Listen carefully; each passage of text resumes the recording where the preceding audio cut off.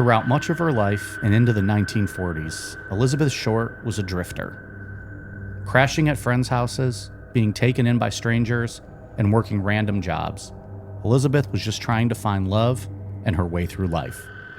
Then, in 1947, her body was found mutilated and posed in a vacant lot in Los Angeles. Today, we tell this mysterious, unsolved story. I'm Mike. I'm Ian. And I'm Dave. You probably know this story, but do you know the whole story? Stick around. This one's an oldie, but a goodie. Just like me. This is Necronomipod.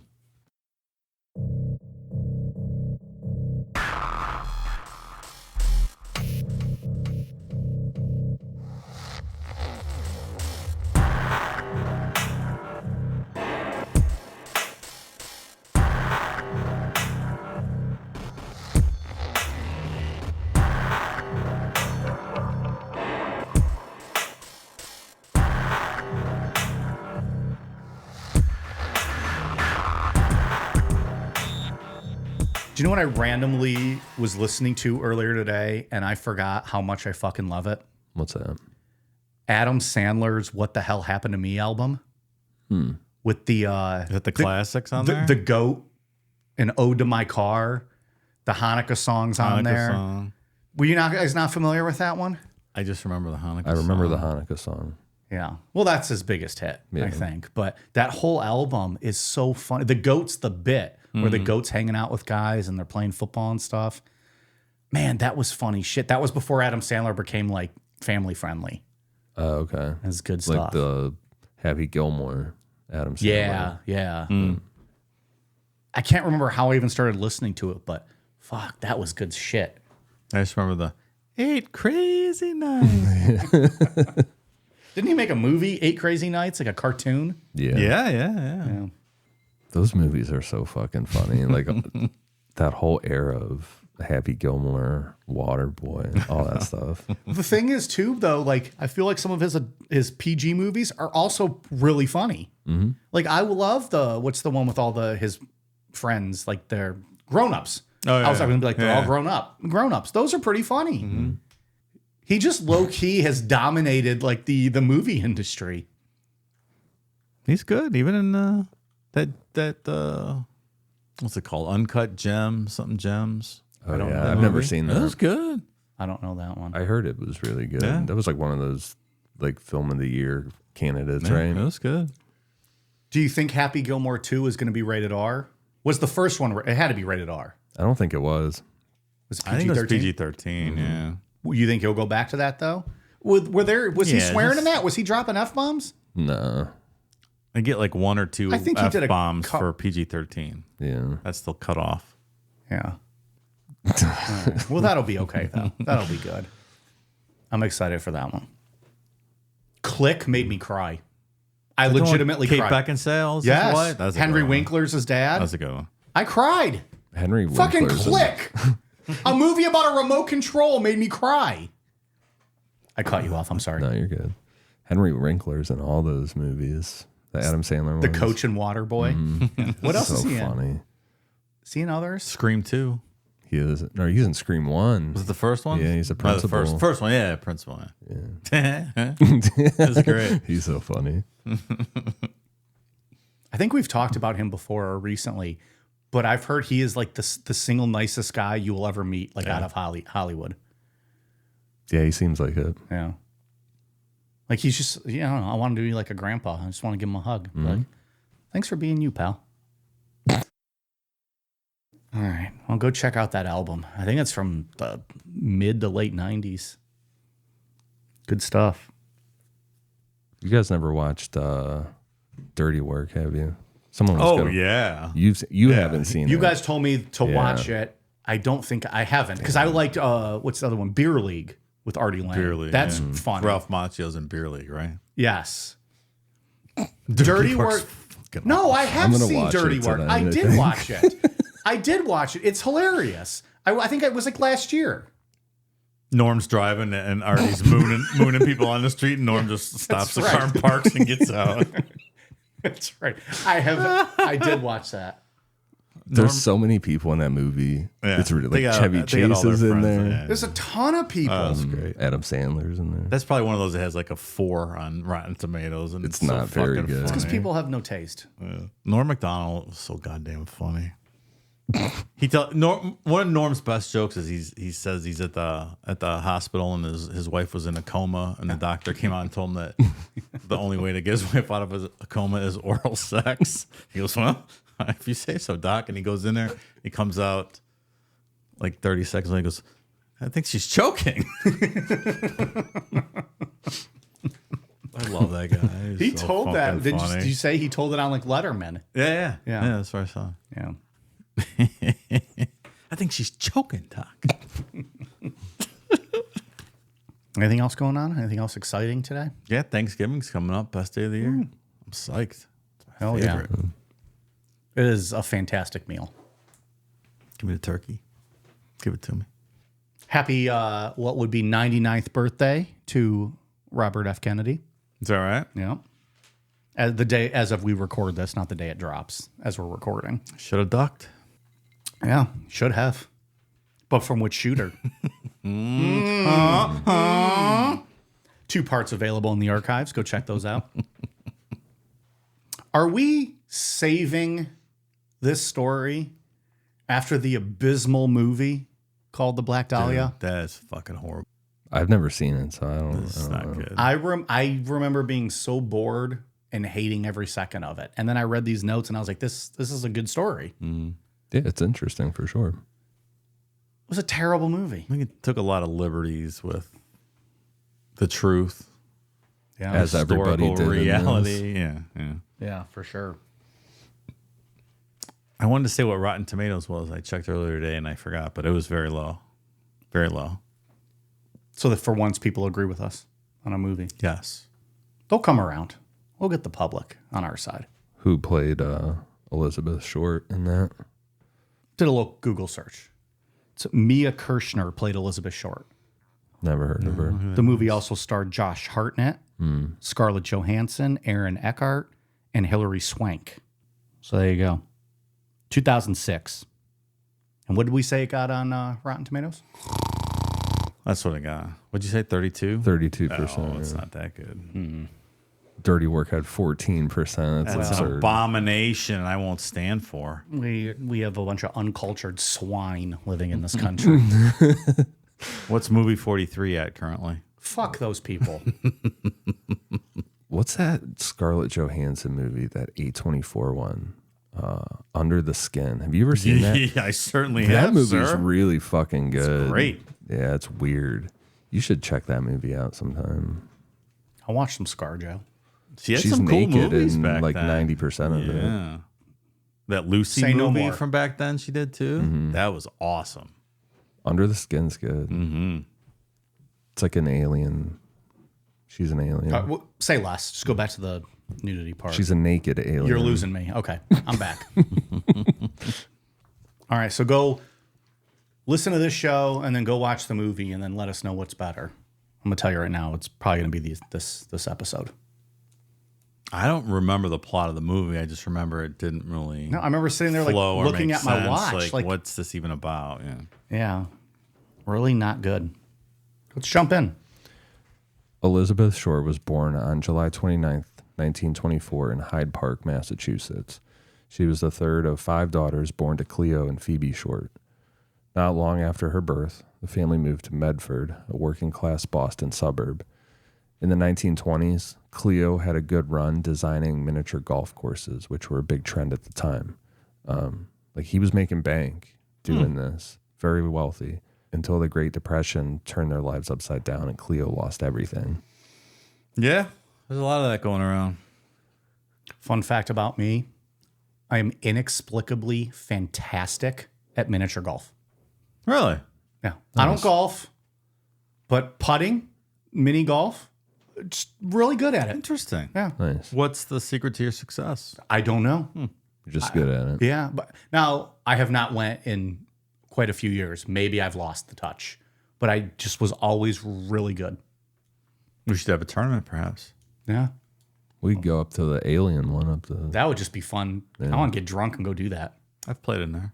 Yeah, it's fun. I was there. Do a weed. I'll do an alcohols, and we'll just go play. Fuck around. Like super fucked up. Yeah, that'd be fun. Like stumbling drunk and using bloodshot eyes. Using the club to hold ourselves up, kind of thing. That sounds fun. Fucking teeing off on the ball. When Elizabeth was 6 years old, so that was in 1930, Cleo disappeared.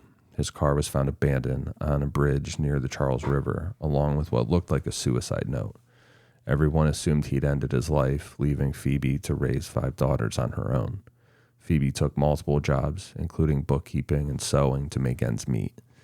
Obviously money's always tight, and they depended on the community for help. I think that's something that Elizabeth learns later on, or uses later on.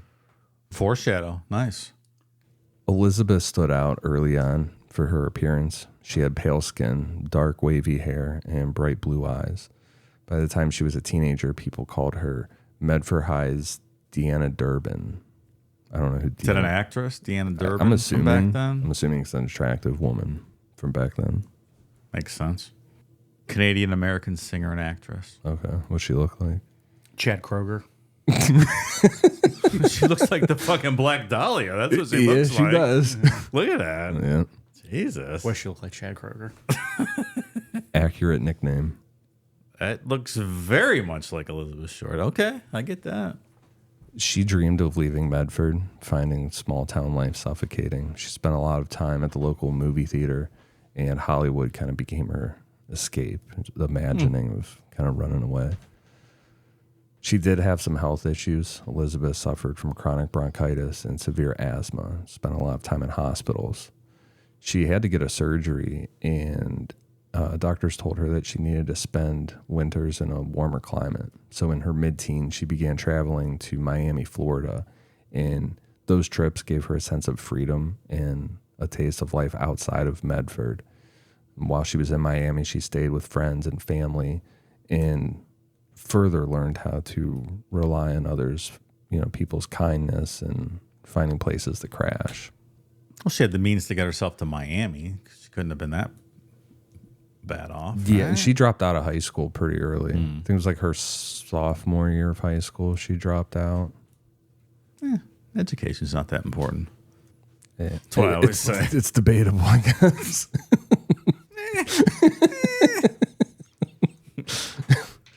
In 1942, Elizabeth's life took an unexpected turn. Out of nowhere, her father, Cleo, resurfaced after more than a decade, revealing that he had been alive the whole time, living in Vallejo, California. What? Son of a bitch. Cleo's got some balls coming back into everyone's life after leaving like that. Like, oh, hey, by the way, I'm still here. Surprise. Like 12 years later. Cleo, who the fuck you think you are? Yeah. Something wrong here. How dare you, Cleo? Anyone know who's from Vallejo, California? Other than Cleo? Yes. Well, shit, if you get this right. At least in the sense of what I'm thinking. This is Mike Trivia Day. Jeff Gordon. Motherfucker. He got it. Boom. He got it. Damn. I just pooped in my pants. I don't know where I pulled that from, but How? it was in the back of my You mind. can't be proud of that. It was in the back of my mind. You can't be proud of that. I mean, I'm bricked up proud of you. But you cannot be proud of that. I'm not that proud. Look at this guy. I'm making an influence on him. Dave could be at a party with all of his, all of those elitists that travel the world, or he's in Greece or something, and someone will bring up Vallejo, California. And in the back of Dave's mind, he's going to think of Jeff Gordon. Yeah. He's not going to say it out loud, but he's going to think it. He won't. I'll say it and I'll be like, all right, white trash in the room. Get on your knees and start sucking my balls because I knew where Jeff Gordon was born. Nah, you blew it because nobody from Alabama likes Jeff Gordon, and they're going to be mad at you for that. Because he was the first like not hillbilly to kick all those hillbillies' asses. Yeah, and I do notice a lot of Jeff Gordon hate in the South. Mm-hmm. I've seen that. So he was born in Pittsburgh, Indiana, but then moved out to California. Oh, yeah, I knew that too. Yeah. I didn't know that. Wait, I'm trying to think. I might have mixed that up. I think he was born in Vallejo, moved to Pittsburgh. Well, Either if you'd way. asked me, I would have got it right. Either way, he's the northern boy. They don't like him down south. No. Well, Yankee invaders at the War of Northern Aggression, Part 2. Now they do. Now he's just a legend of the sport. Yeah. Well, when he came in, you know, he had that little fucking mustache and that mullet, and he was just some little. He didn't have an accent, and he came in. He started whooping Earnhart's ass, and everyone hated him. Well, they called them gay slurs, right? Yeah. That's what all Oh, the signs yeah, said and everything. Yeah, I remember seeing it. that. It was rough. Plus he had DuPont was his sponsor, which like made paints and stuff. So he had a rainbow car, and they just used that to. All those Southern hillbillies are usually so accommodating and welcoming tolerant. that really surprises me that that would be the reaction Yeah. that he would get. Yeah. And now they have Bubba Wallace to hate on. Yeah. So Phoebe and the other daughters were like super pissed. Like, the fuck? Dad left us. Yeah. And then the 12 years poorhouse? later, you have the nerve Yeah. to try and come back. But Elizabeth didn't see it that way. She saw it as a fresh start. So at 18, she left Medford and headed to California to reconnect with Cleo and start a new chapter in her life. Did she let him know she was coming? Did she write letters to Cleo? Say, here and now, I'm coming up to visit you.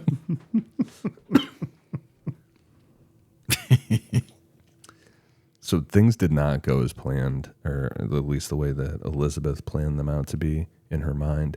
Cleo turned out to be super strict, and he was very critical, constantly nitpicking Elizabeth, her lack of direction and who she hung out with.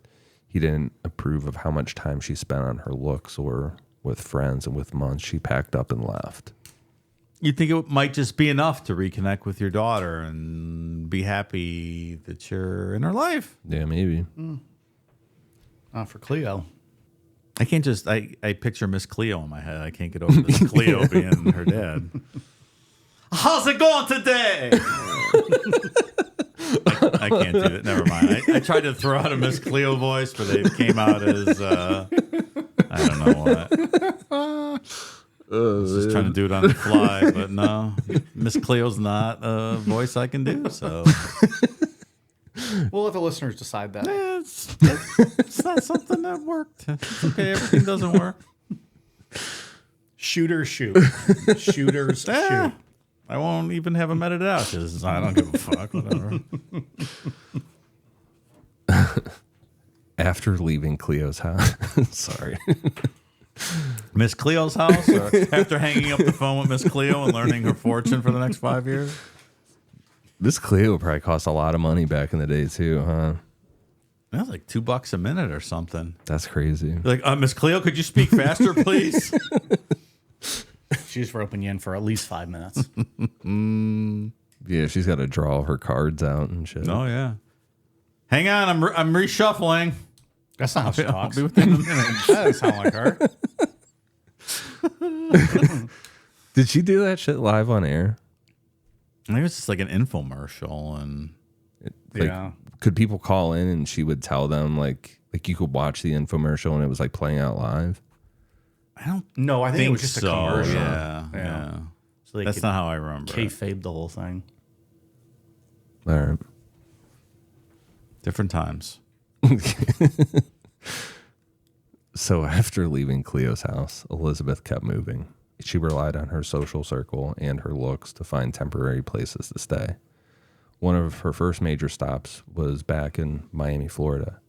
There she met Matt Gordon, a U.S. Army Air Force officer who had recently returned from serving in the China-Burma-India theater during World War II. Elizabeth and Matt's relationship took off during her time in Miami. Lots of marriage talk and stuff like that, but their plans fell apart in 1945. As the war wound down, Matt died in a plane crash during a mission. Elizabeth was devastated, and afterward she began telling people she was his widow. Whether they were truly engaged is unclear. She would tell people that Matt proposed to her in a note, but who knows. While grieving, Elizabeth started moving frequently, and by early 1946, she headed west again, this time to Southern California. She landed in Long Beach and reconnected with Gordon Fickling, a pilot that she had dated before during some drifting that she did right after Matt died. Fickling reminded her of Matt Gordon, and their reunion seemed to bring back old feelings kind of thing. They talked about getting back together, and Elizabeth appeared interested in settling down, but it didn't last long. Their relationship fizzled out after a few months, and after breaking up, she left Long Beach and turned her attention to Los Angeles. She's probably the most attractive drifter we've ever talked about, right? Yeah. Henry Lee Lucas. No, not an attractive man. No. Otis Toole. Otis, definitely not an attractive man. No. Eileen Wuornos. Not really an attractive person. No. Nope. They had to hit Charlize Theron like 100 times in the head with an ugly stick to make her be able to play that role. And even still with her, you're like, Yeah. You're like, I could. yeah, that's Charlize Theron underneath there, I think. Would. In Los Angeles, Elizabeth threw herself into the social scene, mingling with actors, servicemen, and nightclub regulars. She visited popular spots, charmed her way into social circles, and found short-term arrangements to cover her expenses. One of her most notable stays was at the home of Mark Hansen, a wealthy nightclub owner. His place on Carlos Avenue was a hub for struggling performers and young women passing through. Elizabeth fit the mold, and Hansen offered her a room, as well as helped her navigate the nightlife scene. But things got complicated with them. Hansen had a reputation for making advances on the women that he supported. Elizabeth reportedly turned him down, which caused tension, but Hansen still let her stay temporarily. Kind of like I'm letting you stay here, you know. Now I expect this. Yeah, I'm sure that's usually how it works. That's the game, right? Seems to be. I make my wife live by those rules. I don't. You know the old motto, happy Dave, happy life. You're staying under the roof. Yeah. Certain things we're going to expect from you here. Man. Mrs. Dave listens to this show. She puts up a lot. Our next show is a tribute to the life and times of Dave Malapod. He's no longer with us. In the arms of an angel. I'm going to sing the whole song, though, to open the next show. In tribute to you. Yeah. And then I'll play some Jeff Gordon clips because obviously you're a closeted Jeff Gordon fan. Obviously. We could make like a whole PowerPoint presentation. Yeah. And then have you singing it behind it. Just There like a you couple go. pictures of Dave, some clips of Jeff Gordon. There's nothing more powerful than a PowerPoint presentation. That's well-known fact. We'll put that on all the socials. But we're going to do it like real shitty. So like, it's got the little mouse arrow in the corner the entire time that it's airing. So like it never actually goes full screen because the mouse is there. And with Declan go, I'm trying to make it big. I'm trying. Stop, I'm trying. It says full screen. I don't know. Fuck yeah, that's going to be a great tribute. I can't wait for you to die, Dave. It's going to be awesome. I'm going to pull that clip. That's not a very nice thing to say.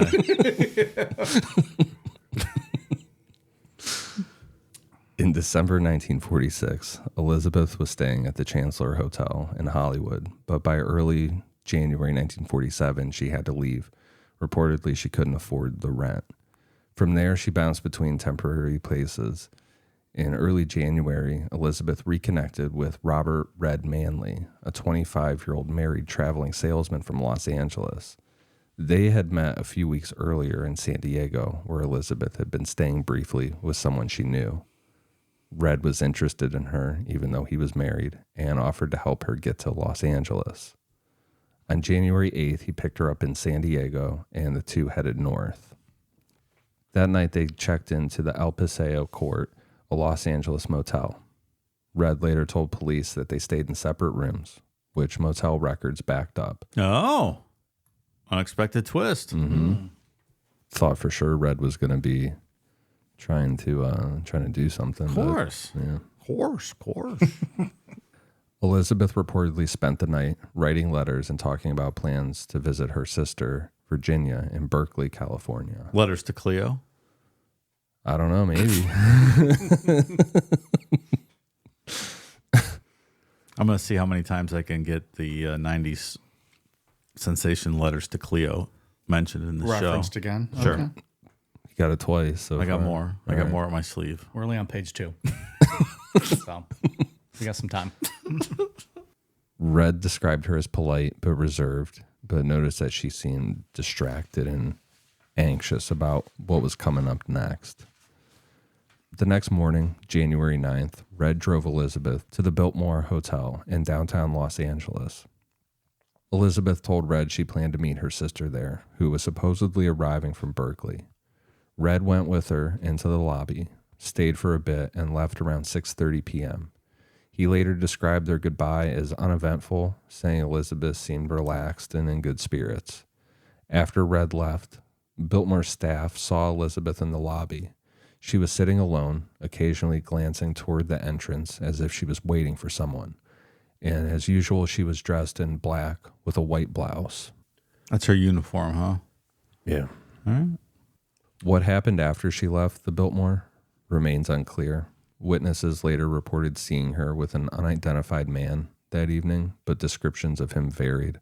Some said he was well dressed, while others described him as more casual. Whoever this man was, if he really was talking to Elizabeth, he would have been the last person to see her before she disappeared. So let me ask you, there's always been rumors that she was seen drinking at the Cecil Hotel the night before.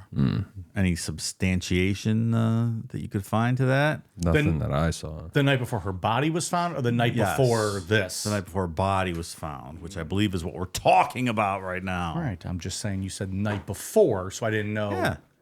No, I'm not disparaging your question in any way. Oh, I'm just okay. clarifying my statement. Okay.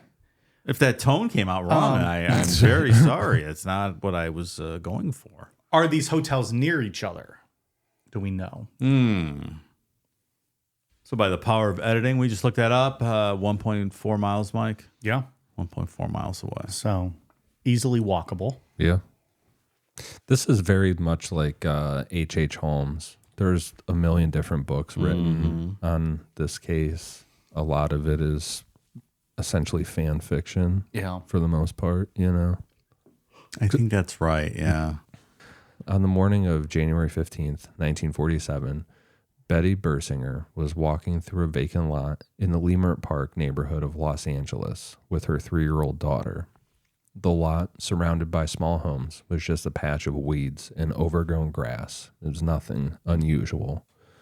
As Betty walked, she noticed what she thought was a discarded store mannequin lying in the grass. But when she got closer, she realized that it wasn't a mannequin. It was a woman's mutilated body. And so she ran to a nearby house and called the police. The woman's body had been severed at the waist and imposed, and her face had been slashed at the corners of her mouth to her ears, creating a Glasgow smile, or a Chelsea grin, it's called. Nice. It's like Heath Ledger's Joker. Yep. Glasgow smile.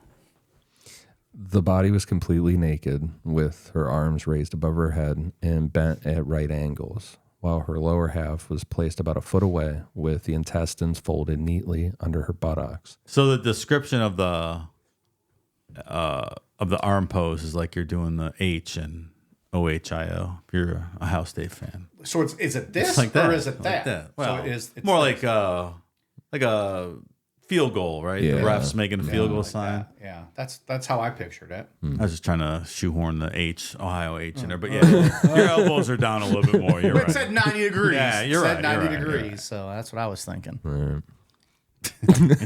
All right. I get it. Go Buckeyes. Woo. The killer had also thoroughly cleaned the body with gasoline, leaving no blood at the scene, making it clear that she had been killed somewhere else and then moved to the lot. That's a new one. I've never heard of cleaning the body with gasoline. No, I've never heard of that. Yeah, that's It's obviously a good way to get rid of shit because we're going to see more stuff gets cleaned with gasoline as well. Like all my future victims. That's smart. He looked both of us dead ass in the eye when he said that. So don't tell me there weren't warning signs. News of the body being found spread quickly. Reporters, photographers, and locals swarmed the area, turning the crime scene into a spectacle. At the time, crime reporting often blurred the line between facts and sensationalism, kind of like a fictional novel kind of thing. Like, Well, the magazine was called Confidential, like the rag magazine or Met Rag newspaper in Los Angeles at that time. That's what the movie L.A. Confidential. You ever L.A. Confidential? I know of it. I don't know. If Oh I've my! seen it, It's but I one know of the movie. greatest movies ever. It's kind of based around that whole sensationalistic reporting in Hollywood. oh, okay. Yeah. You got to watch L.A. You've seen L.A. Who's in- Confidential, right? Oh Who's my in God, that? you guys, it's so good. Who's in that? Russell Crowe, Kevin Spacey. No, I haven't seen It that. is so good. Danny DeVito's in it. Oh, done. See, that's the I sell love some point Danny right there. DeVito. Who just turned 80 the other day, by the way. Really? Yeah. 80. Some things just blow my mind, like how they work in the timeline of. Like I said at the start of the show that today would have been Bobby Kennedy's 99th birthday. Danny DeVito is only 19 years younger than Bobby Kennedy. Yeah. That just doesn't seem to make sense in my mind. Maybe because I didn't live through Bobby Kennedy's time, so he just seems older to me. Yeah. But that's weird. Also good for Danny DeVito. Yeah. It's the perviest 80-year-old I know. It's fucking awesome. I'm going to beat him. You gonna beat 80? I'm going to beat the perviest 80 you've ever heard of. Do this show long enough. You got to watch L.A. Confidential. It is one of the best fucking movies ever. So it's a James Ellroy novel it was based on. So good. So Danny DeVito also just turned 80, so he is now eligible to run for president of the United States? Am I understanding that correctly? Yeah. DeVito 2028. He'll be 84 years old. All right. That'll be awesome. Done. Elizabeth's murder became an immediate media frenzy. There was pictures of her, how she was posed, appeared in newspapers across the country. It was craziness. Can you imagine those pictures being published today? It's nuts. Like they're very graphic pictures. Mm-hmm. And it was like right away. I know we'll talk about the reporter later in the show, but almost immediately the pictures were taken and put in the newspapers before they knew her name. Yeah, there's no we're gonna wait till the next of kin is notified stuff. Like, wow, that's something. The body was taken to the Los Angeles County morgue where Dr. Frederick Newbar, the county's chief autopsy surgeon, conducted the post-mortem exam. He determined she had been dead for about 10 hours before her body was found, placing her time of death on the evening of January 14th or early morning, January 15th. The autopsy findings were bad. Traces of fecal matter were found in Elizabeth's stomach, leading investigators to believe that she had been forced to ingest it. Her death was caused by a combination of blood loss from the deep cuts on her face and from the repeated blows to her head, which I never knew that about a Glasgow smile. Like when you think about it, and I think about like Heath Ledger's Joker, you think it scars, Sure. whatever, but like you can just bleed out from that. I was just sitting here thinking about that when you said that. I mean, I What do guess you- that makes sense. Like how? Yeah, you wouldn't expect to bleed that much out of that area of your face, but ugh, that's awful. The blunt force trauma left visible injuries on her skull, while bruises on her arms and legs showed that she had been restrained and beaten. She had ligature marks on her wrists and on her ankles. They had an Arkansas coroner weigh in, and he ruled it a suicide. They overruled him. And then Bill Clinton, Went with their own guy. and then Bill Clinton gave him a raise afterwards. That is some egregious shit. That he gave that guy a raise after all that and a promotion. Great doctor. That looks totally like a suicide. That's a rough one to defend. Yeah. The way her body was severed stood out. I mean, not only was she cut in half, but the cut was made cleanly between the second and third lumbar vertebrae, avoiding any bone, and it left a precise separation between two halves. It was a level of precision that would have been difficult without any anatomical knowledge or proper surgical tools. This technique is specifically known as a hemicorporectomy. It was occasionally taught in medical schools in the 1930s, leading to suspicions that the killer might have had some medical training or had to have had some medical training to pull this Certainly off. seems like it. So I It's have not to just a hack job. no, but I have to ask, what exactly is this technique used for that they occasionally taught it in these medical schools in the 30s? Were they exporting Civil War, people Dave. to Germany? Civil War. Civil War. Yeah. They're like, your legs are broke. You're going to have to do a hemicorporectomy. God, Jesus. What do you use that technique for? Did Mengele have some foreign exchange students learning over here that they were teaching to send back to Auschwitz?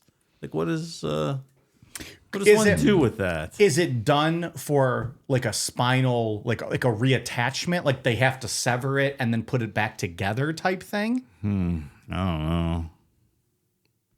There has to be a reason. They couldn't do that back in the 30s, right?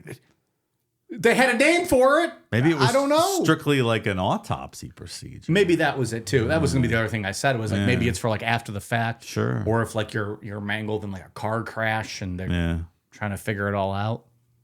All right, so it is a real thing, but it's very rare.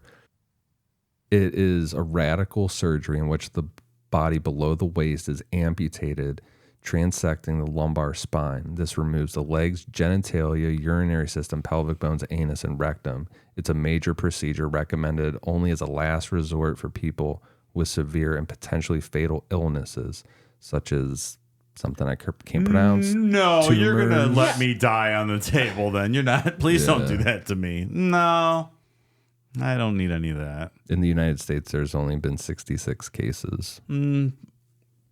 Don't need that. I won't be 67. Nope. No, I'm with Do Dave. not resuscitate, please. Please Yeah. see my DNR tattoo on my forehead if you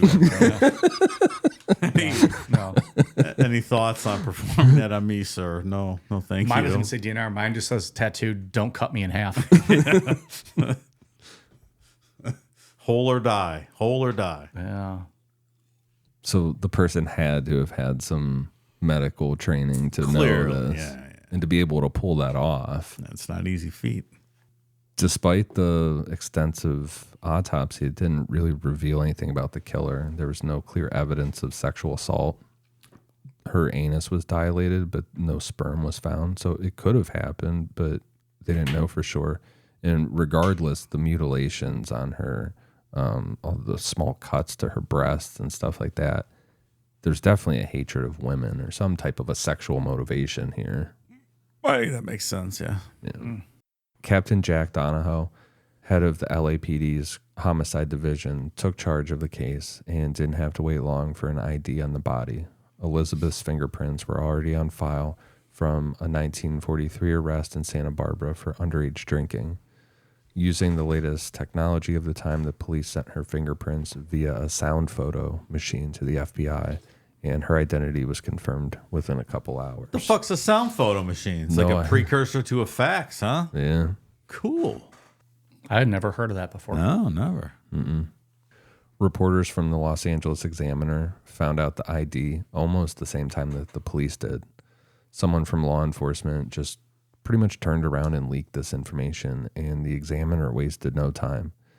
They called her mother, Phoebe, in Boston, but lied, saying Elizabeth had won a beauty contest, and this was just to get personal details about her. After getting enough information, they broke the news about Elizabeth's murder. They even offered to fly Phoebe to Los Angeles, not to help the investigation, but to keep her away from the police and competing reporters. This was all just about getting that exclusive coverage of the story. That's dark. How did they let her dad know? Did the police send any letters to Cleo? We need like a little like cha-ching. That's number 3. The nickname Black Dahlia became iconic, but its origins are debated. Some say it came from employees and customers at a Long Beach drugstore that Elizabeth went to a lot in 1946. And that was inspired by the movie The Blue Dahlia. They called her the Black Dahlia because she always wore black. The other claim was it was because she liked wearing black, like I said, or that sometimes she styled her hair with dahlias. District attorney investigators, however, said that reporters coined the name. Journalist Bevo Means of the Herald Express is often credited with creating it after interviewing people at the drugstore, though others point to reporters Aggie Underwood or Jack Smith. Aggie Underwood is who took that first picture of Elizabeth's body. It was first on the scene. Whether Elizabeth was called the Black Dahlia while she was alive or after her death, we don't know for sure, but the nickname stuck, and it's, pretty much a household name, Yeah, right? everyone knows who that is. Yeah. Also, Aggie Underwood sounds like the perfect name for a photojournalist, news person in the 50s running around taking snapshots of crime scenes. Mm-hmm. What's Aggie abbreviated for? Agnes? There you go. Yeah. I don't know. I'll do a Google. Angela? Is it like an Angie type thing, but you just drop the N? Agriculture. There you go. What's your major? I'm Aggie. Agnes. Really? So it was a woman we're talking about. Oh, that's how I took it. Oh, I don't know. Oh, he didn't believe women could work back then. They let women in the workforce in the 40s? You need the Borat clip. What? It's not good for me. I guess it's the post Rosie the Riveter time of American history, so sure, why not? I guess I heard Aggie and I just assumed it was a female. I did not, but you were right, sure. Well, maybe. I mean, I got the name right. There were a lot of questions about her sexuality, her being Elizabeth. Pronouns, pal. I know.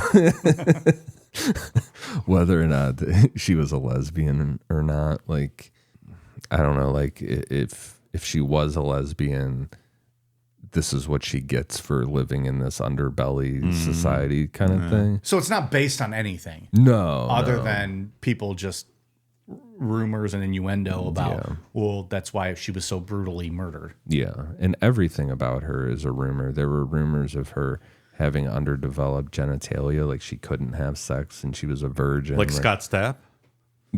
Hey, that guy fucks. That guy fucks. We'll see, pal. Oh, you gonna watch? You gonna watch? I'm not. No, absolutely not. Dave the other night tried to buy tickets to this Creed concert. By the time this episode comes out, I will have already been. And I think he joking was like, oh, I'm going to buy the shitty seats and I'm going to go laugh at you people.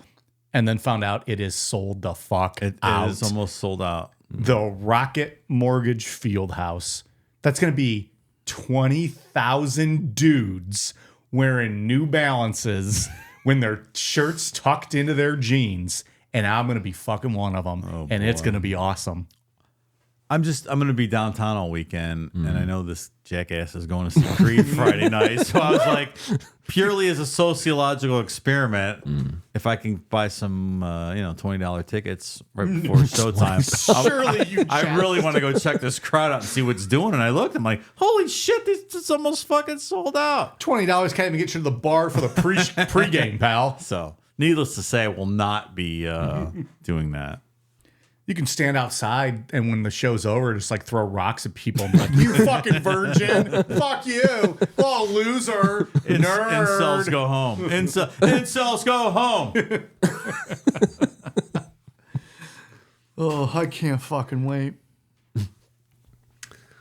So yeah, they just got really really weird with kind of even like dehumanizing her, just flat out making up things.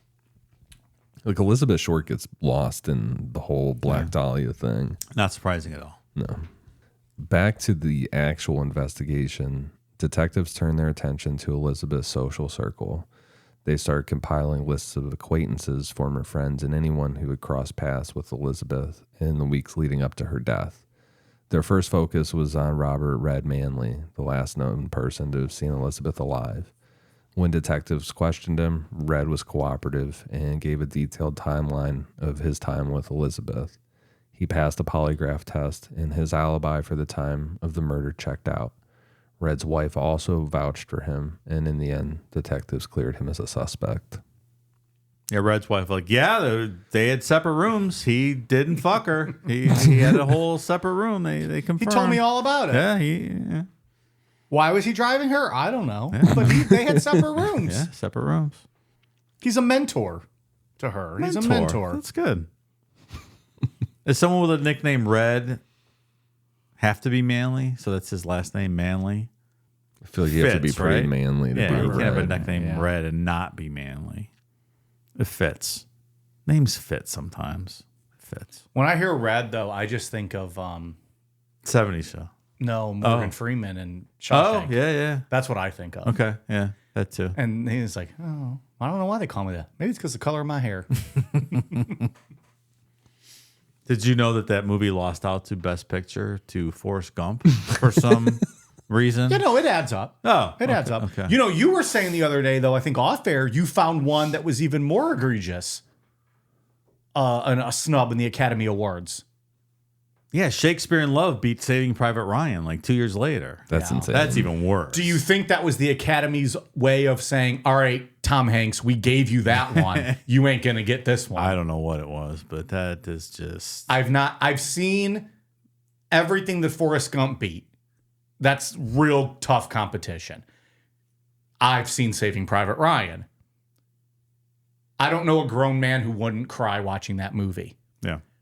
I've not seen Shakespeare in Love. I couldn't even tell you who's in it. It's Gwyneth Paltrow, and from what I understand, it was a Harvey Weinstein movie who did some behind-the-scenes string pulling, arm twisting. Never heard of her.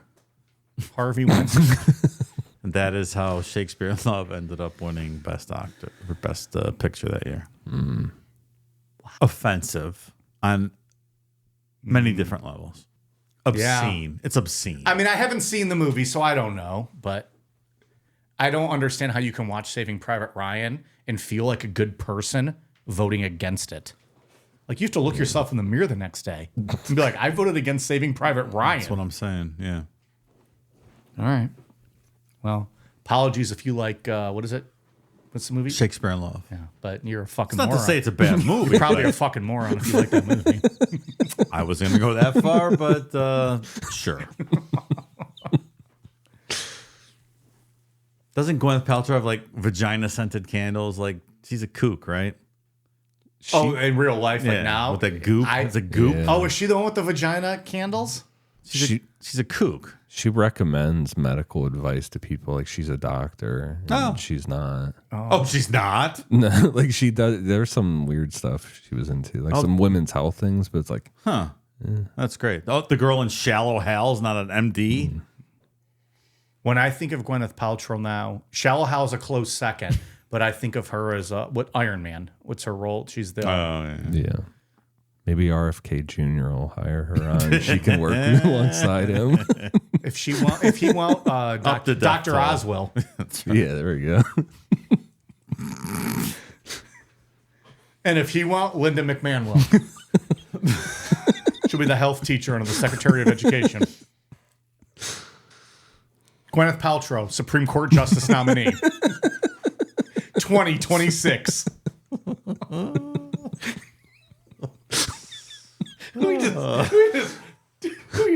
We gave her the biggest promotion she's ever had.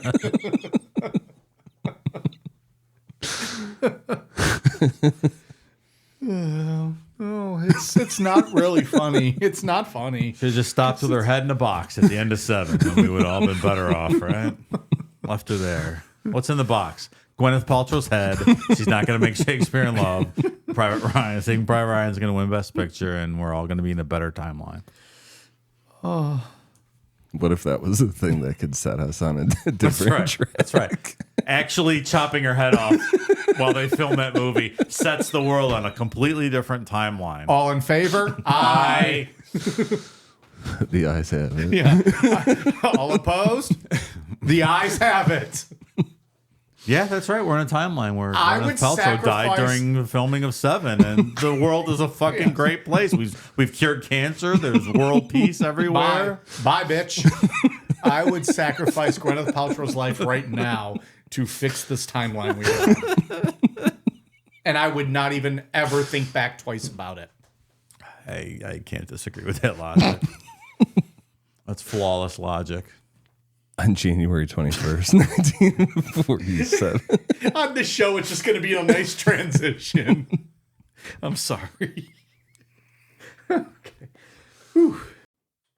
This show is sponsored by BetterHelp. When was the last time you stopped and thanked someone in your life? A coworker, a friend, maybe even your therapist. This month is all about gratitude. And if there's one person we don't thank enough, it's ourselves. It's sometimes hard to remind ourselves that we're trying our best to make sense of everything, and in this crazy world, that isn't easy. So here's a reminder to send some thanks to the people in your life, including yourself. Therapy provides us with an opportunity to reflect on who we are and what we appreciate. It allows us to better ourselves and is a way to give yourself a mental health hug and say thank you. Therapy can also be a great way to learn positive coping skills, set boundaries, and empower yourself to be the best version of you. Therapy is not just for those who've experienced trauma.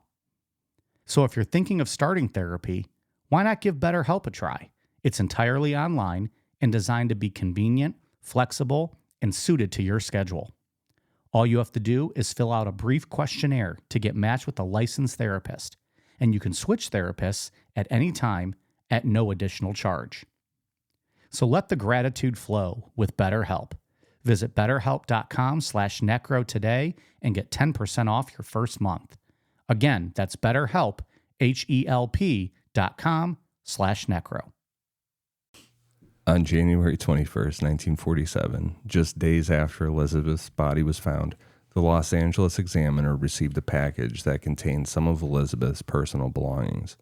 Her birth certificate, social security card, photos, and an address book with the name Mark Hansen embossed on it. So it was like not carved in it, but you know what I mean? I do, yeah. Detectives immediately zeroed in on the book since Mark Hansen had known Elizabeth, and he was already on their radar just because he was in that social circle. The package also included a ransom-style note made from words cut out of a newspaper and magazines. It read, quote, "Here is Dahlia's belongings, letter to follow." And even more unsettling is that everything in the package had been wiped clean with gasoline. Damn, the gasoline again. It's back. So this is clearly from the killer. Yeah. When they looked in the address book, was her father's address in there? They didn't know if she had sent any letters to Cleo in the immediate time preceding her unfortunate demise. I don't think that was confirmed. Okay. All right. It's a fair question. So I guess we can assume this is from the killer, but does anyone know the last known, I guess, place where these things were found? Like where? Those belongings came from somewhere. Yeah, where did these belongings come from? Did she keep these on her? Did someone kill her and go to her? Oh, was it in like Well, everything? she was dropped off at a hotel. Did she have a bag? Yeah, was everything in her bag, and so they took her bag. That makes the most sense. Yes. Yes. I mean, she's very attractive and stuff, but she's a drifter. Yeah. You know what I mean? So she's Not uncommon for her to be carrying everything she has with her. Right. So maybe they killed her, took her bag. All right. Well, if she was that lines up. unattractive, we would call her a tramp. And I mean the tramps, like, you know, A hobo. the hobos, Yeah. yeah. The people with the sticks with the little, Yeah, little knapsack on the back. Bandana yeah. knapsack. A Charlie Chaplin, if you will. Sure, sure. yeah. Yeah. She's not a tramp. She's a drifter. Well, yeah, drifter just has a term. Like when I think of drifter, I think of Henry Lee Lucas. I don't think of Well, you're jaded by the serial killer community. Yeah. Like if she was a tramp, she probably would have had a stamp on any of those letters to Cleo that she had sent her father. I like to think that Charlie Chaplin has a tattoo on his tailbone. It's like a butterfly with spread wings. Absolutely.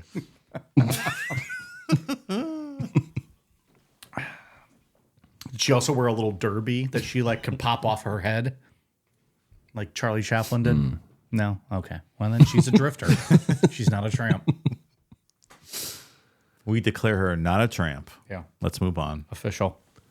In the days after the package arrived, more letters and notes started showing up at the Examiner and other Los Angeles newspapers. Many were signed with names like the Black Dahlia Avenger or just the Avenger. The messages were very chaotic. Some claimed responsibility for the murder, while others dropped vague, cryptic hints. Most had a kind of playful, taunting tone, but like the original package, every one of them was wiped clean of fingerprints, making it impossible to trace the sender. One letter sent on January 26th read, quote, "Here it is, turning in, Wednesday, January 29th, 10 a.m. Had my fun at police, Black Dahlia Avenger." Clearly not all of these are the murderer. And they had, I believe, 500 false confessions that they had to go through Oh. because of, Just bored people trying to get in the spotlight. Yeah, I want to be part of this story. It's a very vicious crime. it really is. It's not easy to cut a woman in half. She was definitely taken somewhere else. Yeah, they didn't do this in a field. Yeah, it makes sense. You did it somewhere else, cleaned it all up, and then just dumped the body and kind of posed it and took off. Yeah. Like there was no blood on the ground or anything, right? Yeah. It's completely clean. Yeah. Yeah.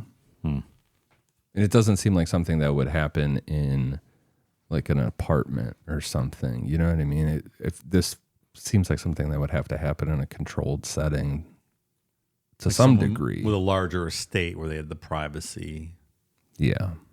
not someone who lived in dense housing where other people might come upon you. Or had access to some type of medical facility. Yeah. Yep. We're solving this fucking case. I think we're gonna hone in on real this one time. tonight. Yeah. So get into some suspects. The first one, George Hill Hodel Jr., a wealthy doctor, became one of the most controversial suspects tied to the Black Dahlia case years after her murder.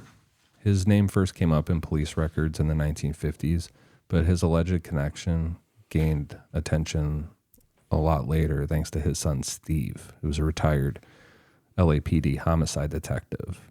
I remember this guy on this whole thing.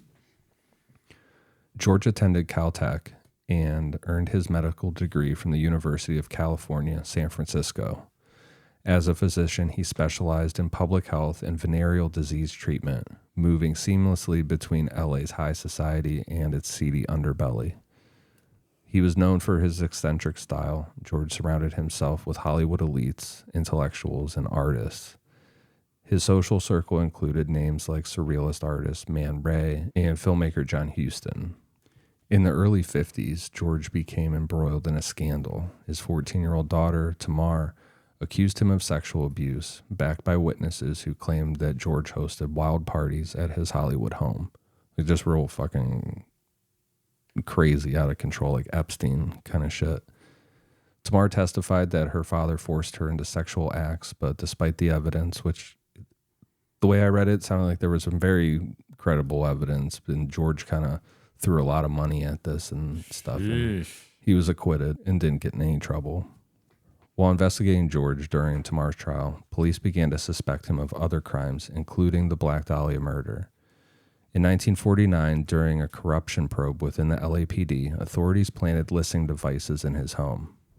On one wiretap recording, George made a cryptic comment, quote, "Suppose I did kill the Black Dahlia. They can't prove it now. They can't talk to my secretary because she's dead." God damn.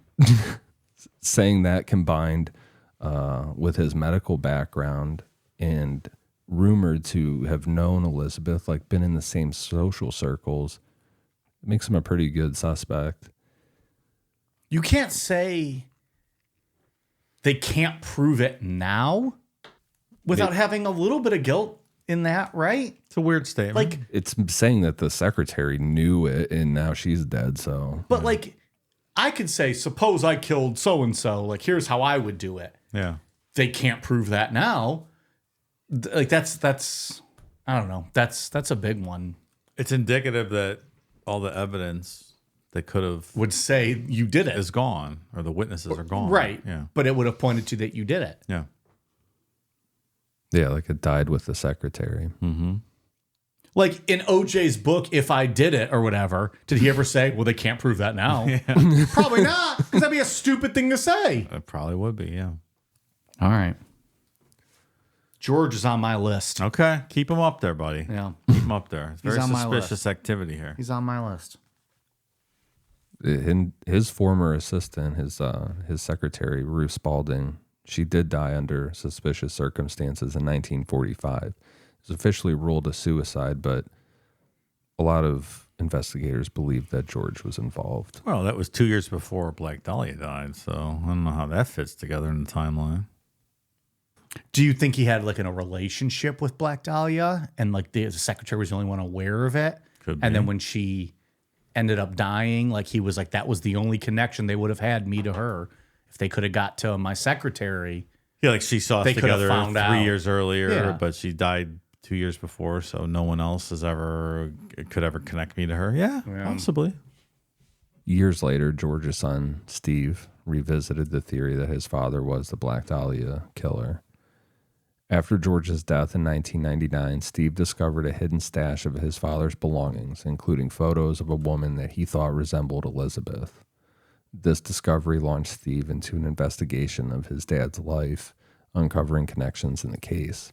He pointed to George's surgical skills, those incriminating wiretap comments, and his ties to surrealist art, like him being a big fan of Man Ray. Steve suggested that posing in the mutilation of Elizabeth's body could have been like a surrealist art thing. Pop-up art installation. Mm-hmm. Sure. They had one visitor, the lady that found her, and then they closed the exhibit. That was it. Yeah, it was a one and done. That's it. Anytime I see a photo of Casey Anthony's ass, I display my best pop-up art. I digress. That installation closes 15 seconds later, too. Steve detailed his findings in his 2003 book, Black Dahlia Avenger, The True Story, and it sparked some renewed interest in the case. The book drew attention, but critics questioned his evidence. A lot argued that Steve's conclusions relied too much on speculation. For instance, the pictures that he believed were of Elizabeth turned out to be of another woman. Like, that was proven. But despite this, when you Google suspects, he's one of the first ones that comes up. Mm-hmm. Mm-hmm.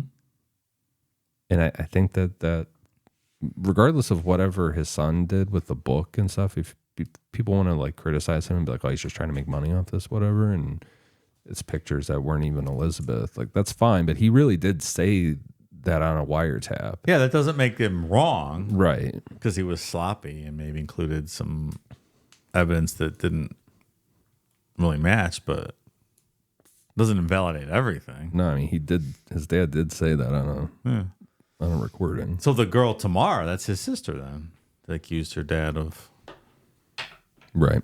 rape and all kinds of stuff. All right, Mike's keeping this guy in the forefront. He's there. We'll put a pin in him. Right. Put a pin in him. The next one's Leslie Dillon, a bellhop and aspiring writer. He became a suspect in the investigation in 1948. It was a year after Elizabeth's murder. His involvement began when he wrote to the LAPD, specifically to Sergeant John St. John, offering his theories on the case. At the time, Dillon was living in Florida and claimed to have information about the murder, pointing to a man that he pointed out as Jeff Connors. That was the killer. The LAPD found Dillon's letter intriguing and brought him to Los Angeles under the pretense of discussing his theories. Like, oh yeah, pal, why don't you come out and tell us all about it? Yeah. During the interviews, detectives quickly noticed that something was off. Although Dillon claimed to be talking about Connors, his detailed knowledge of the crime, including specifics that hadn't been released publicly, raised red flags, and they started wondering if Dillon might have actually, been involved in this. Yeah, I bet. One detail that stood out to investigators was Dillon's knowledge of the crime scene. He described the precise bisection of Elizabeth's body, like that between that second and third vertebrae thing. Well, to be fair, it was published in newspapers across the country, right? Yeah, that's debated. I don't know if like that specific. It probably was though. In the fact that it had been cleaned with gasoline. He specifically knew the gasoline. Detective said that hadn't been made public, but who knows? Because there were so many different All tabloids. the leaking and stuff. Yeah. I'm sure at least one newspaper published that, right? Somebody said it out loud at least. And they were paying cops for tips and all that kind of stuff. When asked about how he knew these things, Dylan kind of switched it up and said that he had read about them in newspapers or heard them in conversations. They kept pushing on him because they kind of doubted stuff, specifically the gasoline. Dylan led a transient lifestyle. He moved from place to place. He claimed his fascination with crime was part of research for a book that he was writing. He was going to be writing a book about this case. When detectives pressed him about Jeff Connors, that story started to fall apart. They couldn't find any trace of Connors or anyone matching the description that Dylan provided. Things took a turn when the LAPD tried to push Dylan for a confession. They took him to a Las Vegas hotel and held him there for days without charging him. And they were fully in belief that he was the killer, and they were going to force a confession out of him. What allows them to take you out of state to a hotel in Las Vegas and pressure you all weekend? Probably nothing. He stuck to his version of events and denied any involvement. And in the end, the police couldn't find anything linking Dylan to Elizabeth's murder. And without solid proof, they eventually had to let him go. Cleared him as a suspect. This guy sounds like a wannabe writer who gleaned a lot of information from different sources and tried to insert himself into the case, right? He worked himself into a shoot. They would call that. Sure. That's exactly what it was. He's not pinned on my list. No, he's not the guy. No. Cleared. He just fucked around and got himself taken to a hotel for... He found out. He fucked around and found out. Like, stick to podcasting, pal. It's much easier on this end of the stick. Next one's Mark Hansen. Obviously, you have to talk about him because that address book had his fucking name on it that was sent in. Mark, we're going to have a talk. Mark Hansen, originally from Denmark, ran the Florentine Gardens and became a focus of the investigation over that address book. Is that a club? What is it? What's the Florentine Gardens? It's a Nightclub? Yeah, it's a nightclub. He cooperated with police and denied any involvement in Elizabeth's murder. Hansen admitted that she had stayed at his home and that they knew each other well, but he downplayed their relationship. Regarding the address book, he claimed it was a gift and had no connection to her death. Some of his answers were vague, but detectives couldn't find any solid evidence linking him to the crime. Hansen had an alibi for the days surrounding Elizabeth's murder, backed up by witnesses. There was no physical evidence tying him to the crime scene, but still his possessive behavior kept him on the radar. Detectives considered the possibility that Hansen felt rejected and lashed out, but they couldn't prove that. Other women who stayed at Hansen's house painted a mixed picture of him. Some described him as super bossy, and he would be quick to snap, especially when things didn't go his way. Others saw him as generous and protective. But even those accounts still hinted at like this possessive thing where he kind of owned these women. There was never anything to officially connect him to this crime, and he continued running the Florentine Gardens until he died in 1964. I'm ruling him out. I don't think he was in. There doesn't seem to be much there. I agree. Someone tried to fuck him over though with that address book. Yes, they did. Yeah. You could make the argument that if it was him, he wouldn't have sent the police information like that with his name on it, directly implicating himself, right? Doesn't make any sense. It'd be a bold move. Is that Cotton. Let's reverse see if it plays off. Is that reverse psychology there? Like, it's not me. Yeah. I would never do that. What do you want? My direct address and location? Oh, come on. They immediately call him. He's like, this did not work out how I thought it would. Yeah. He's like, oh, fuck. They're on to me. How could they? If I send you a floppy disk, you can't trace it to me, right? Well, Dave, now you're talking me into it. I might think Hansen might have a part of this. People are dumb. No, what's the doctor's name? It's still him. Hodel. Hodel's still my number one. Hodel. Hold the doll. Hold the doll. Hold the doll. Hold the doll. He was saying hold the doll, and he cut her in half. Hold the doll. Hold the doll. Yeah, that guy. He's my number one.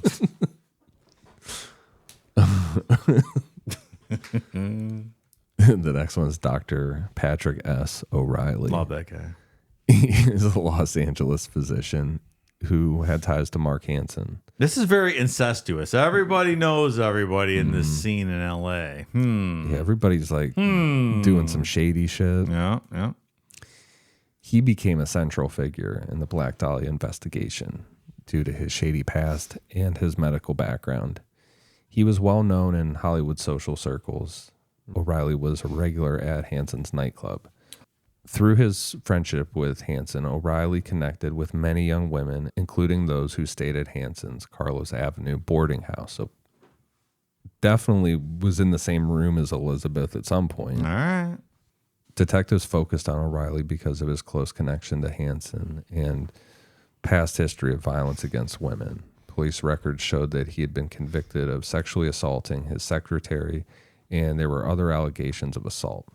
People who knew O'Reilly described him as charming but manipulative and a really bad temper that could turn dangerous. Despite having the means, like clearly being a doctor, having surgical knowledge, and being in the same social circles as her, it makes him a great suspect, but no one placed him with Elizabeth during her final days. There's no physical evidence tying him to the crime or, anything like that. We're ruling him out? Yeah, probably. Okay. I don't think I see enough here. Not the strongest evidence. You were talking earlier, Dave, about like the social circles and like people getting connected. and stuff. Yeah. I'm reading a book right now about Max Jacobson, aka Dr. Feelgood, Okay. the physician of the stars throughout the 40s, 50s, 60s, and so on. That's interesting. And it was his famous concoction that he would shoot them up with that would have them feeling fantastic, including the likes of Marilyn Monroe and John F. Kennedy, President of the United States. He was shooting them up with his meth and his different ways that he would mix and mingle it in with other various vitamins and drugs. And it was before, meth was meth, Yeah. at least on the radar of everybody. That sounds great. But he got connected because he would get like that one case and it had them feeling fantastic. Yeah. And word would spread and people would get referred to him. And the next thing you know, he got all these people addicted to meth. He would also test it on himself. So he's probably getting himself addicted to meth. He's like, this is fucking great. Yeah. Yeah. Well, he's But the he one was they like- call. He's the one that makes you feel good. Hey. From, what the fuck's his name? Who are we talking about? Lead singer of Motley Crue. Vince Neil? Vince Neil, thank you. I kept thinking Bret Michaels. From Vince Neil's lips to God's ears. Dr. Feelgood. Good book, though. Fun. Interesting. I would read it. That's pretty interesting. He had JFK all shot up before his debates with Nixon in 60. Look, with his Addison's disease, that guy was in fucking constant pain every day of his Yeah. life. So I don't blame him one bit for doing whatever, He shot engaging Dr. Feelgood services. He was shooting him and Jackie up and probably other people as well in the federal government.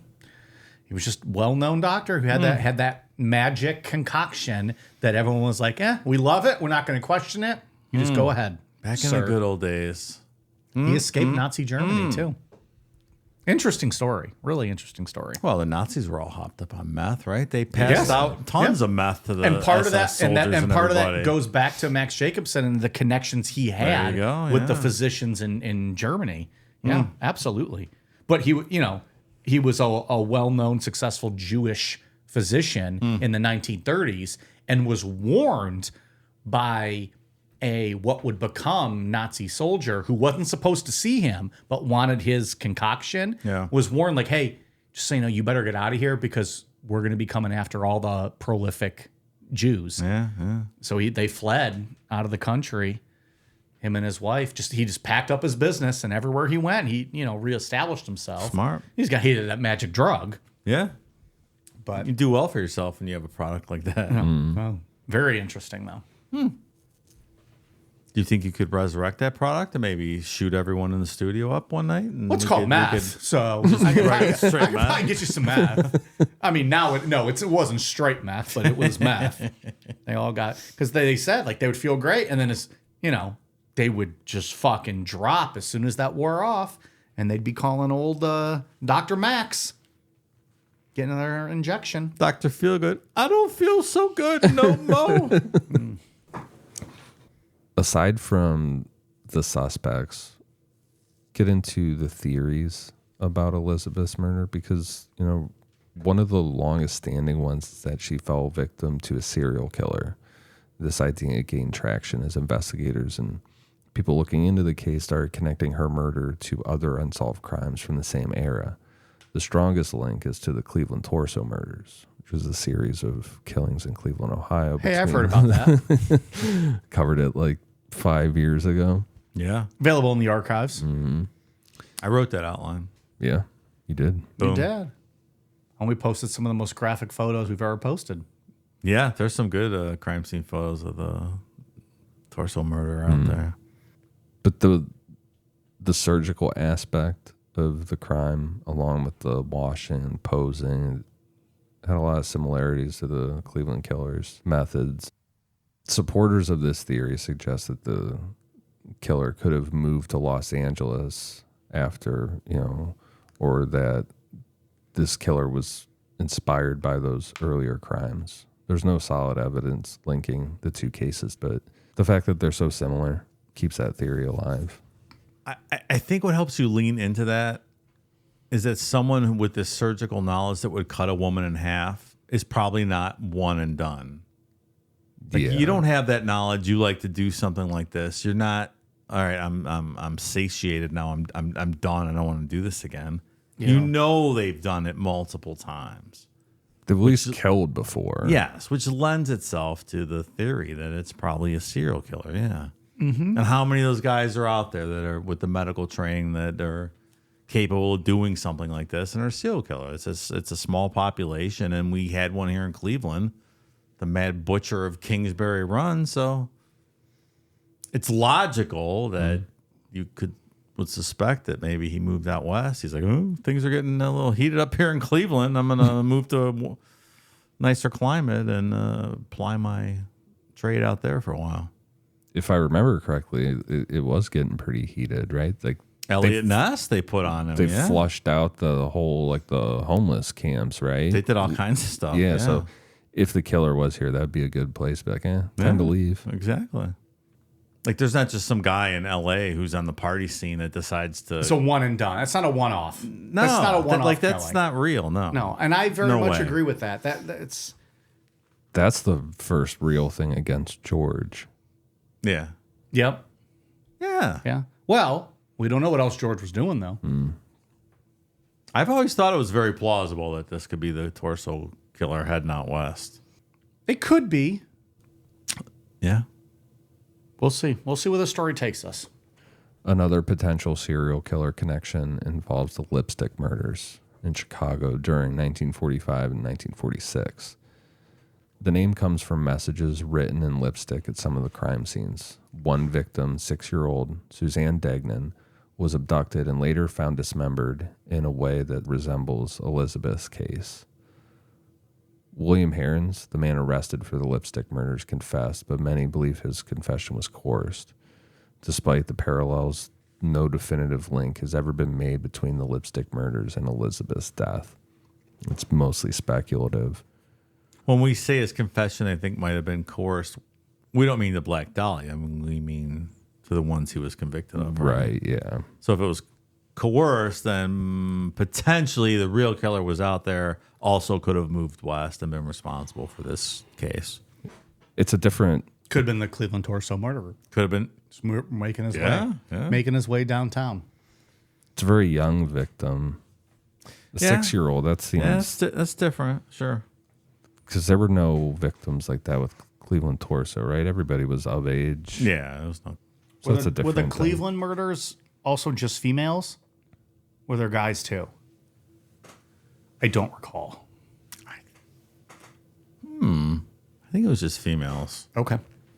And you know, there's still bones and whatnot buried down there in Kingsbury Run that they've never found. I go looking. You know I go there looking is. twice a month. Yeah.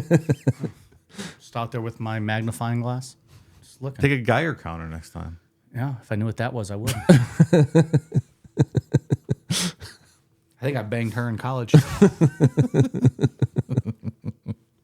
See, I know that from all the UFO stuff because that is a very useful tool when you're hunting for UFOs. Maybe if and one of the whatnot. victims was radium girls, the Geiger counter would work out well in helping you locate them. Some would say Dave is a useful tool. Some might. Another theory focuses on Elizabeth's time in Hollywood and her ties to that whole shady underbelly. Some people believe that she crossed paths with the wrong person.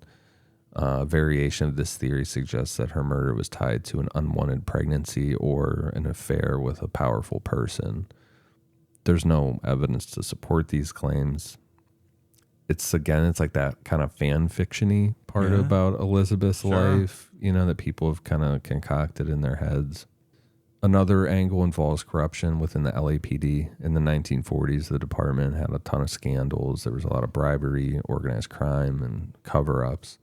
Some people believe Elizabeth's killer may have had ties to law enforcement or other powerful groups, which could explain why the investigation stalled. I think the investigation stalled because they had 500 false confessions and shit like that, And the media circus was terrible. Supporters of this theory point to leads like the wiretap evidence against George Hodel that weren't fully pursued or made public until decades later. Still no solid proof, but who knows? There's some other theories about Elizabeth's murder maybe being linked to organized crime in the 1940s. There's a lot of mob activity going on with figures like Mickey Cohen and Bugsy Siegel running the city's underworld. It's possible Elizabeth could have crossed paths with the wrong people or witnessed something that she shouldn't have, but I think that's kind of that fan fiction-y kind of stuff that she was hanging out at some nightclub with the mob, kind of thing. Bugsy Siegel got killed in Beverly Hills about 5 months after her. So I believe he was sitting in his girlfriend's house. Someone shot him through the window. Damn. That's why you gotta close your blinds. They wouldn't have been able to get a line of sight on him. You're absolutely right, Mike. Just saying. Your advice could have saved the legendary Bugsy Siegel from assassination. Why do you think I've been hired by the mob ever since? As a consultant, you're a consultant? I'm a safety consultant, but on construction sites only. Oh, yeah. For construction Garbage and disposal. waste management. Waste management. Waste management. Safety consultant for waste management and construction. I'd like to reiterate, I am a safety consultant for construction and waste management sites. There's other really silly ones out there, like that her murder was part of a ritual for a satanic cult, that kind of stuff. But that's where you get like inspiration for how American Horror Story used her story and stuff. Which one did they use her for? I can't remember what season that was, but I don't she remember pops up a seeing that couple one. times. Where she like interacts with whoever. Of course she does. I gotta tell you, this is way more fucking interesting than the movie. Yeah. Oh, yeah. The movie's awful. And this was God a really awful. good, interesting story. It is. One of those whodunits. Yeah. I still don't really know. I don't think we have nearly enough information to actually say confidently who we might think did it. Like, as opposed to like a John Bonet where you have, all that evidence going different ways. Based on this, I still think George, maybe. But I don't think don't there's know. enough evidence to necessarily say it was him. no, it was, you're right. I'm just picking on what. Yeah. I think the serial killer angle makes more sense. Because like I said, it's a select group of people that would be undertaking this activity. But what I'm saying is I think maybe George had other kills. I think George might have made a thing of this. Because you're right. This is a weird one-off. Yeah. All right.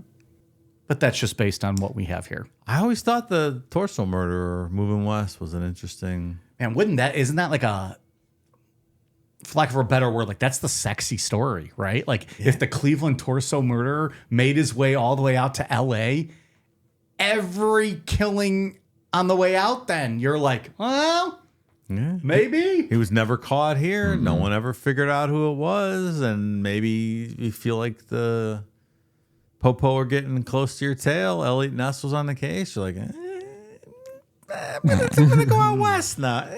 I've had enough of Cleveland for the time being. I'm out. I'm out. That was very aggressive how they pushed out all those homeless camps, right? Like they fucking burnt a lot of that shit down, right? When Elliot Ness went through there. That sounds right. It's been a long time since I read about it. I used to know a lot about that case. But yeah, That's it's why been you a wrote long the time. album. Yeah, if you don't stay fresh on that stuff, it It all blends together. Yeah. At some point. But yeah, it's a really interesting case, and yeah.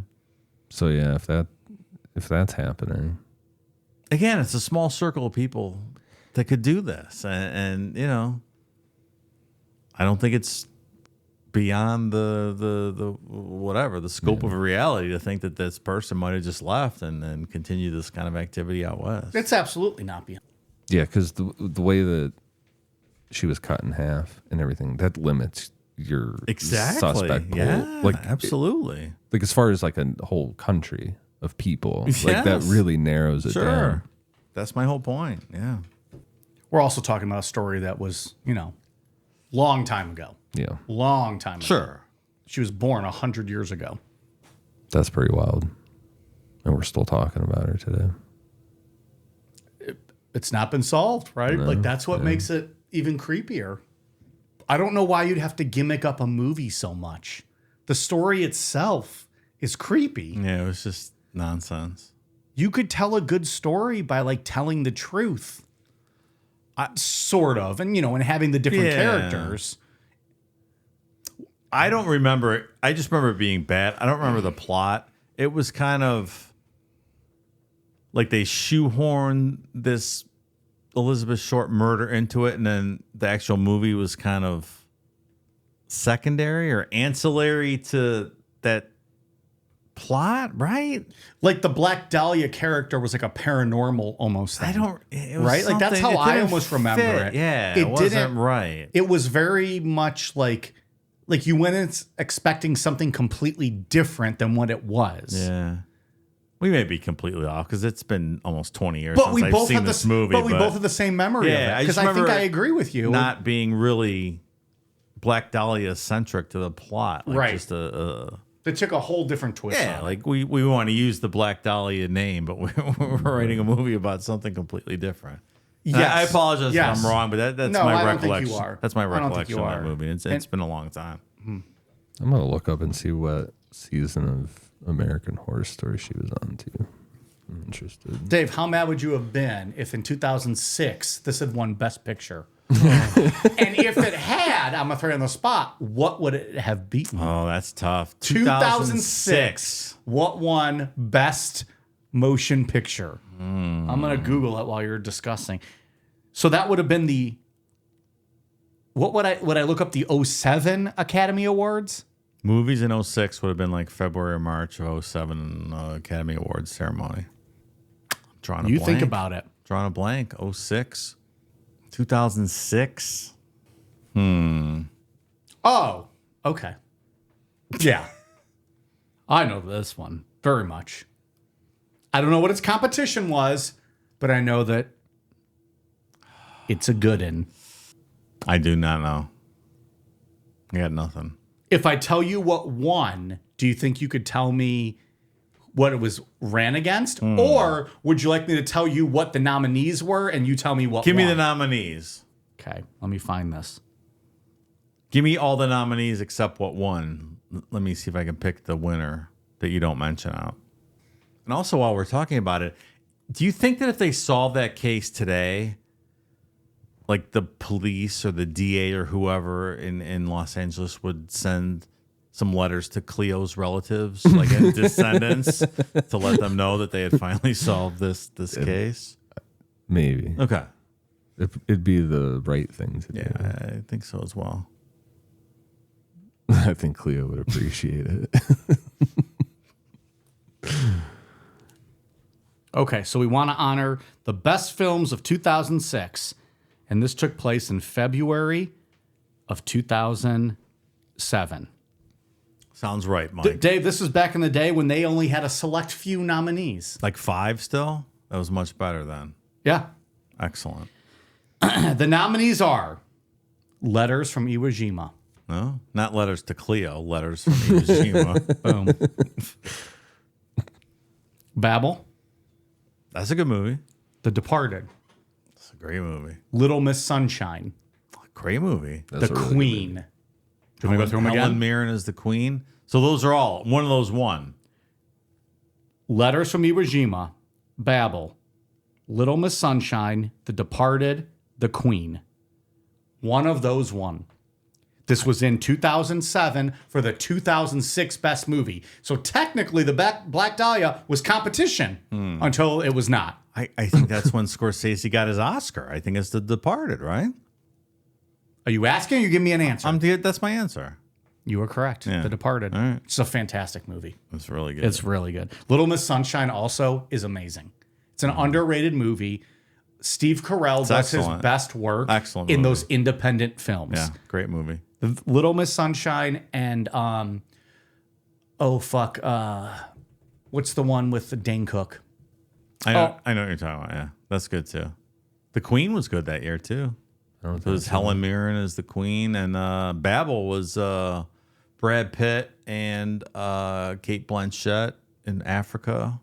She got shot, if I didn't see believe. that either. That's a good movie. I don't remember Letters from Iwo Jima. Dan in Real Life. Yeah, it was good. Yeah. It's one of my top 5 favorite movies of all time. Wow. Have you seen Dan in Real Life? Mm-mm. It is Steve Carell at his best. A drama, comedy, dramedy, is that what they call them? Sure. It's fantastic. That was good. Really good. Okay. What'd you find, buddy? That was actually season 1 of American Horror Story. Oh, the house. Yeah. Okay. So she just shows up in that one. Yeah, she's a ghost in that. In the basement or whatever. Is that what Yeah. they- you go. She was all, bisected, whatever, in the basement of that house. That's what the gimmick Oh, I was. do remember that. Yeah. All right. That might be the best season of that show. That's the only good season. Should have been one and done, huh? We discussed that. 2 was though. all right, but Like, then it went off the What was rails. 2? Really Which weird. one was 2? The Asylum one. And then it just went way off the rails at the very I liked end. Freak Show. Hotel was okay. So I stopped watching them halfway through every time. Yeah. Yeah, because it gets weird. Yeah. But what was the first one called? The house, not the house. Murder House. Yeah. Murder House. That was good. Never really liked that show. I liked the first season. I do think if I had to rank them, first season's probably the best. All right. Which one was Lady Gaga on? Was that the witch? Hotel, right? Oh, She the was Hotel, and I think she came back for another one though, but I don't remember. That one I actually started watching, but then it got stupid. I'm like, come on. Because I it was wasted all this loosely time. loosely the Cecil Hotel. Yeah, yeah. Like that was the inspiration. And like again, that's just a creepy story available in the archives. I think we did a whole thing on that. It got weird. It wasn't great. Yeah. I have not watched. Do they still make it? I have not watched the last few seasons. When they did, what was those shorts that were really good? American Horror Stories. Those were good. The first season, at least. First season was good. Second season, Yeah. Yeah, I feel like I can't remember specifically, but there was something about the second yeah, season. it that wasn't was good. First one was good, really good. First one was really good. Just not consistent. Consistency is key in anything you do, Ian. Anything. Cuckoldry, cooking, Backpacking.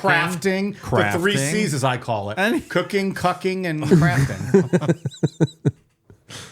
And you can use Carhartting. You could use jizz in all 3. Really holds things together. Oh, like use it as a glue to Well, craft I'm just saying, don't ever eat my lava cake unless you check with me first. If you're Carhartting, you can use it for There you go, pal. sealing valves and Yeah. all kinds of stuff. Carhartt is now a drop-down option on the Cucks Across America menu. If you want me to wear the Carhartt, it's available. Timberlands also. You don't have to have them together. Some people like they go Attitude Era, and I wear the jean shorts with the Timberlands and an Austin 316 shirt. It's pretty good. They fucking love it. I might order that. Yeah. That sounds great. Yep. Mike Nowapot 316 says, I just did a cum in your wife. I come down with Cleveland Torso Murder moving west. I've always thought that was Wow. a distinct possibility, and I'm going to stick with that. It's a possibility. I don't know. I can't rule that out. I can't, how do you argue against it? I think the Hodel thing is a lot of is a weird comment, but he might have just been a weird guy. I think his son was stretching a bit with his book, and a lot of speculation involved. But Could have been doing an H.H. Holmes. Remember his Yeah. son kind of did a similar thing. yeah, it could have been. But who knows? That's where I come down. If it was George, he would have had to have done this another time Agree. or something. Anybody Yeah. would have had done this multiple times. And in that case, it would be someone like the Torso Murder. So do we just declare George the torso murderer? We can do anything we want. It's our show. Sure. Solved. That is what he is. That You is want me to who he reach out is. to the mayor of Cleveland tomorrow and tell him that we solved it tonight? I solved it, pal. Hey, we got high and drunk, and we fucking solved this one. Hit us up if you want to do an interview. Here's a link. Check out our merch. Amazon.com. Search Necronowapod. If you want to wear a shirt when you come to an interview. It's the right thing to do. Yeah. We could keep the Browns in Cleveland while you're at it. We'd be grateful. We'll talk to you later. That's a lost cause. The Brook Park Browns now. Oh, my God. Ian, anything else? Anything else written in up in your notes? Best you found? bet. Best bet. What do you think? What happened here? It's got to be a serial killer of some sort. I don't know if it's the Torso Murder or not, but it's clearly somebody. Someone we probably never even heard of, because a good serial killer stays in the shadows. Yeah. It's creepy, though. Did the Torso Murderer taunt police here in Cleveland? I don't remember. That I don't remember. You wrote the outline, pal. Because I if don't not, that seems like the MO's not in line. it does not line up. So I do remember there was a suspect in the Cleveland Yeah, Torso yeah. Murders that was taunting Elliot Ness a lot, maybe it does line up. going hard on Oh, taunting. Maybe we should revisit the Cleveland Torso Murder someday. it's a cool case. Also, some good crime scene photos associated with that one. That is some shit. I think those are the ones that get like blurred on Instagram. Yeah. Can I post this Black Dahlia picture? We're gonna find out. Yeah, we'll see what they say about it. Maybe don't post it as the first one. Post as like a second photo. Mm-hmm. Maybe they won't blur it then. Let's You know do what that. I mean? We'll hide it a little bit. Like do like a news clip as the first, like the newspaper. Yeah, smart. And then the second one. Smart. You gotta work the Let's system. do that. Yep. Let's game those IG censor bastards. Fuck them and their algorithms and their bullshit. All right, good. We all set? Yeah. Dave, what do you got for us on the old Patreon? Mike, thanks for asking. We would like to welcome the following new patrons to our show: Ruby Red, Reggie Toast, Krista Wiley, Jintar Mikavikute, Katie Nauer, Joy Boy, Poppy Not Poppy, Michelle Campbell, Lindsay Ellenson, Johnny Z, Rorik Olson, Dylan Jarvie, Jennifer Grain, and Danielle Raver. Thank you, new patrons. Ian, anything on your end? For Straight Edge today, I just did the Radium Girls story. Yeah, that's a fucked up story. Mm-hmm. you know what they used to count the downloads for that episode? What? A Geiger counter.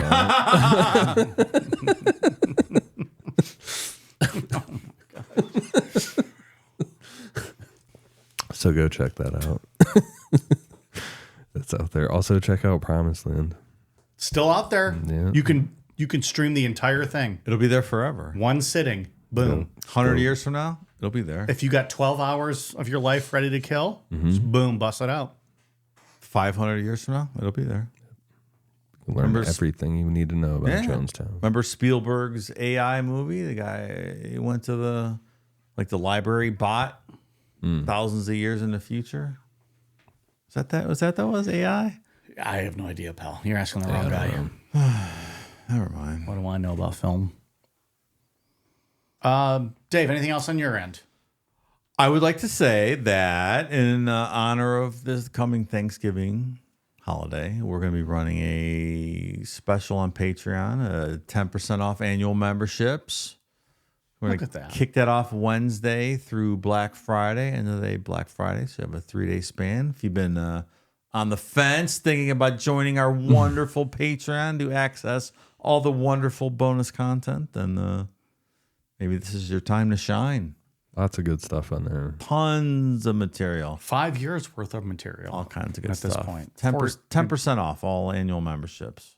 5 or 6 parts on paranormal erotica. Oh, yeah. Listener submitted erotica. Listener submitted paranormal. Listener submitted sex stories. That was the erotica. Yeah. Oh, yeah. You're right. That girl broke her boyfriend's cock, right? Remember? She moved wrong, broke his Timber. cock. Timber. Broke his It's cock. going down. I'm yelling timber. She didn't yell timber though, and her ass came down right on his dick and broke it in half. Broken cock. To hear more about that, check out patreon.com/necronomipod. Plenty of good feel-good stories like that from all of you fellow degenerates out there. We have also serious stories. We have 2 parts on Scott Peterson. 3 parts on Scott Peterson. Excuse me. 3 parts Boom. on Scott Peterson. Fucking 6 hours on that shit. We have a poll every month at the Jim Jones level. You get to pick one of the topics we cover. Yeah.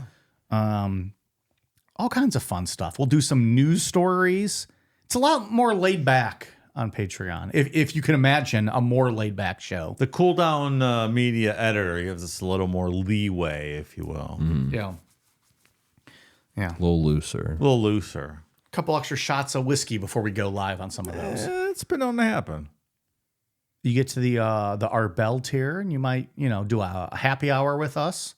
You might do a call-in show with Ian. All kinds of fun stuff. Possibilities are endless. That runs Wednesday through Friday, Through Friday. Thanksgiving. Yes. Maybe Saturday morning if I forget to turn it on. Oh, he'll forget. Never know. If you're listening to this a week late, it's probably still available on Sunday. It shouldn't be, but check. You might get lucky. All right, anything else? We good? Yeah. Good. Happy Thanksgiving, everyone. It's my favorite day of the year. I'm fucking psyched. It is a fantastic, magical day. And then It's endless leftover days after. It's the best. It's like eating, then coma, then football, then more eating, then more coma, then more football. It's the best day. It really is. Yeah. Now I'm hungry. We are on Twitter, Facebook, Instagram, YouTube at Necronomipod, patreon.com/Necronomipod. Don't forget about that sale coming up. Amazon.com, search Necronomipod for all of our merch, and Necronomipod.com. All right, you guys ready for a cool down beer? Cheers.